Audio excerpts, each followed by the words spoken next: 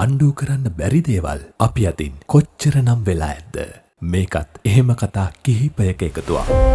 තන තන හොරෙන් කතා කරන්න නැතුව අපි කෙලිම කතාවට බහිමු. මට සමාව වෙන්න සර්. මේක මගේ කරුණේ. නිෂාදි කියන්නේ නිකම්ම නිකං අම්මා කෙනෙක් නෙවෙයි. විශේෂ අම්මා කෙනෙක්. පේන දේ ඇත්තට වඩා හුඟක් වෙනස්. දැන් මං කොහොම කිව්වත් මේක කවුරුත් පිළිගන්නේ නැහැ. මොහොමඩ් කියන්නේ හැමෝම වෙනුවෙන් කතා කරන තරුණයෙක්.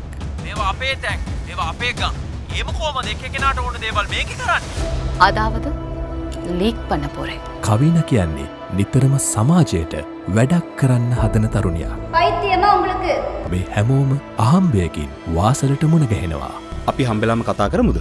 වාසල මේ හැමෝගෙම ජීවිතවල අන්ඩූ කරන්න බැරි වුණ කතාව පොතක ලියනවා.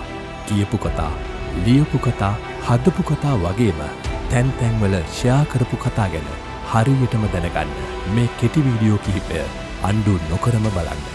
මොකද සැබෑ ජීවිතයේදී දෙයක් කරොත් කරා අන්ඩූ කරන්න බෑ.